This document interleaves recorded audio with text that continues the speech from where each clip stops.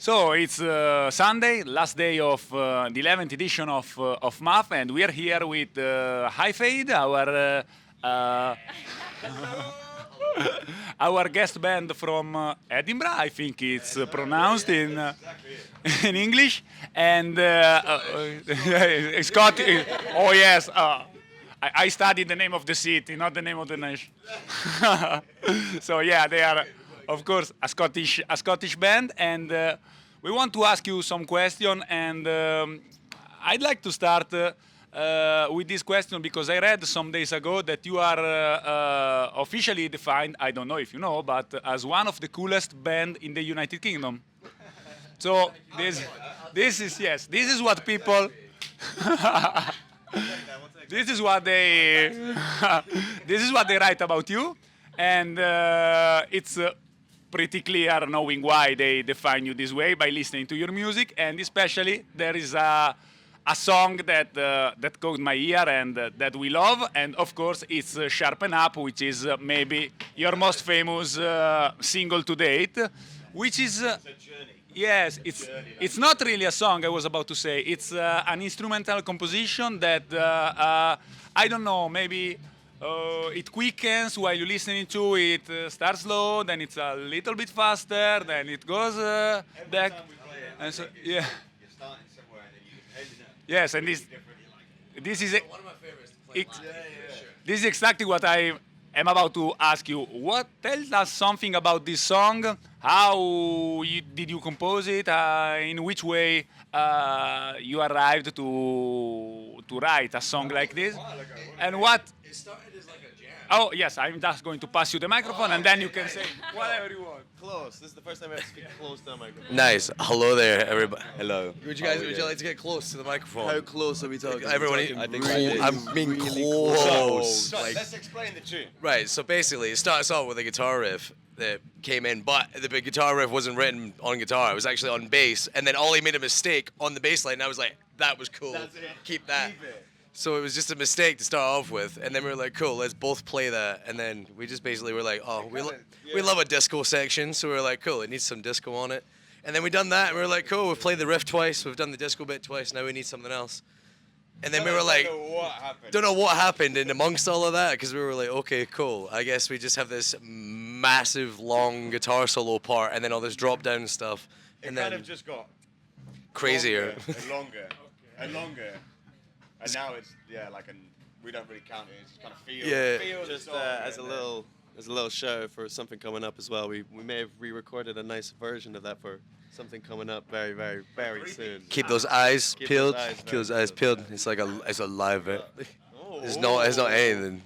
It's nothing. You didn't hear nothing. No, I didn't hear that. Yes. Sorry, it needs to be. Basically, It needs to be close. that tune for me was like, it came about out of just writing nothing. Basically, we weren't there to write a tune or anything. It just kind of came, and then we were like, oh, we like that. Let's just carry on with it. And then it turned into that somehow. Just a jam that went too far, basically. It's evolved. It's definitely evolved from I guess how we used to play it 4 years ago to what it is now. It's definitely changed, I think, especially that solo section. Yeah. It's got some more weird stuff in there. It's great. The three-piece version of it is very energetic, very, very energetic. Everybody will be closer. Sorry, I'll go really, really close. Hold on. Give a good smile as well. I think it was also an interesting time because it was the first single we put out. It was the first single we put out with the three of us as a band. I didn't record on it. I don't think it was composed by the drummer that even recorded on it. However, it was the first one we put out with the three of us there. So I think it was also just a special time with that song. And very exciting to put it out. I think it was the first time the band had released something in, 3 years? Yeah. So all of it was just a nice time. Really good, yeah. I don't know, should I pass this back to you? Yes. Okay, let's do that. Yes, we have to pass the microphone on and on during all the interview. Yes, according to Spotify, Sharpen Up is a single from 2022, so a couple of years ago. And, well, you really just said something about what I was about to ask you right now, which is about the creative process of Sharpen Up, especially, and of your song. Because, as you were saying, Sharpen Up is something like a jam session. Maybe it was born this way.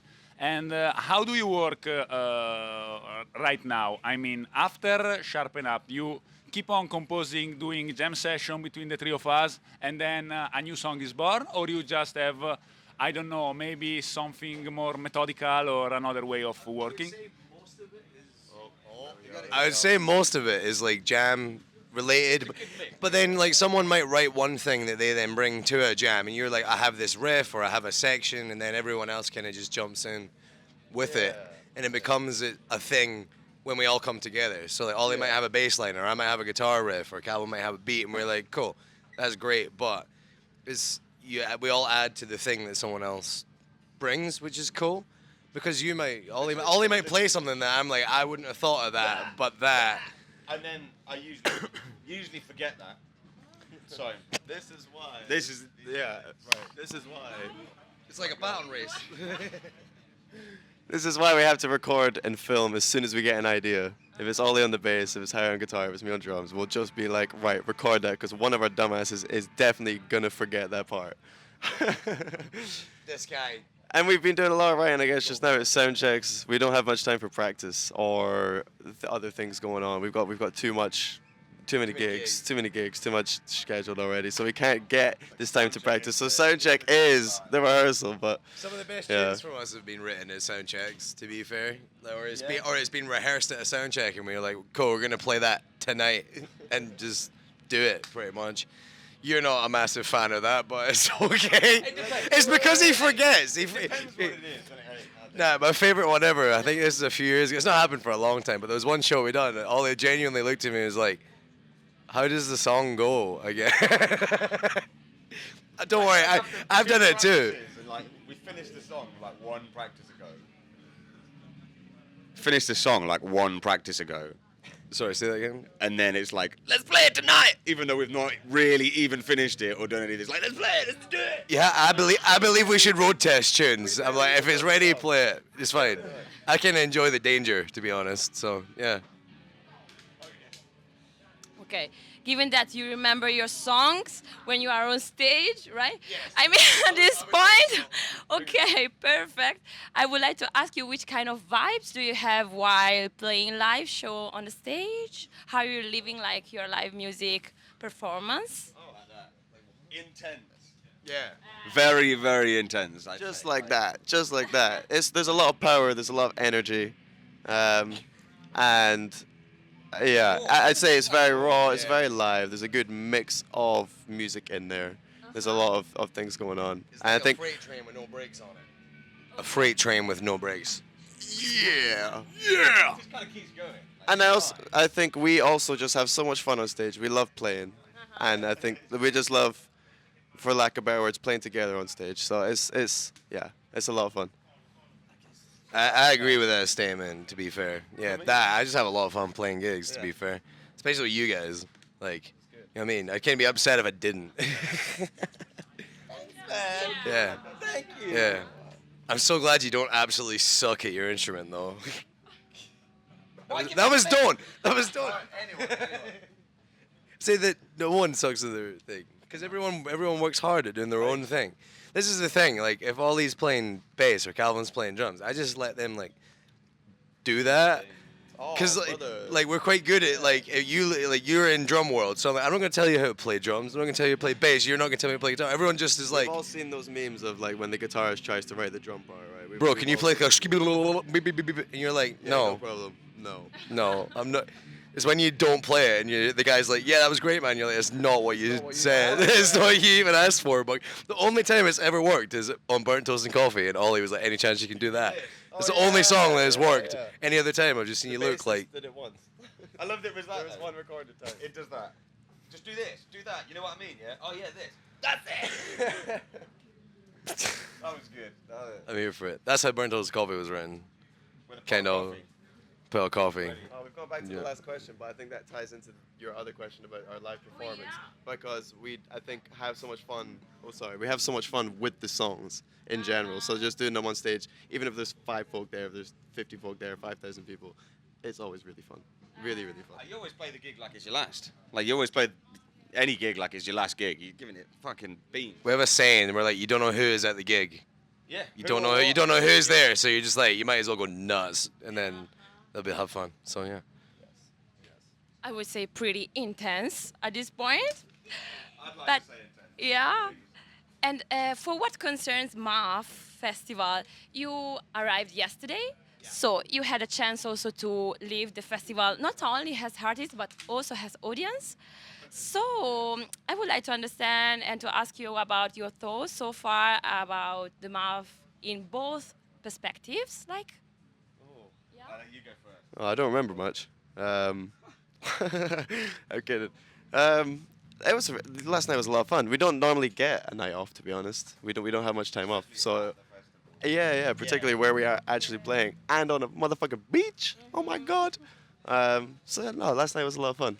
Really enjoyed it. Really enjoyed it. But 30 meters, 10 meters. But yeah, that's my 2 cents. I mean, we don't usually get a day off, but we don't usually get one with good beer, good people, and good weather, and a good beach. So that makes it even better, which is cool. So, yeah, we all showed up and we're like, it is warm though.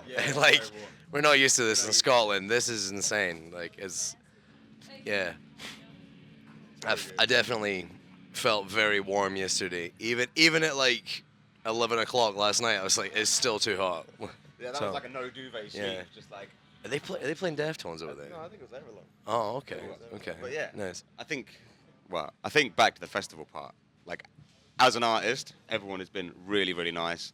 Like all the organisers, anyone who's been here has been nice as anything. So, you lot, basically, everyone here, you all been really nice. And then even as like the punter or the audience member, the music has been really, really, really good. Like, the selection of bands has been great. Like, it's really nice location. Mix is good. Stage sounds good. So can't really complain. And they've got beer pong. We did hit up that beer pong. That was good fun. But we did it with water. It's very good. Thank you very much. And to end the interview, I would like to give you already had actually, these, from Magrabo. These are little gifts made of the same material Magrabo makes use guitar straps. Yeah, the green one's quite nice. The green one's good. Yeah, the green one's So yeah, you can choose your color. Yeah, Those ones. yeah. Nice. Yes. Which is a local company, quite famous internationally. Yes. Yeah. Thank you very much. You're welcome. And thank you for being here, especially. And looking forward for your show tonight. Yeah. Thank you. See you on the dance floor. Bye-bye.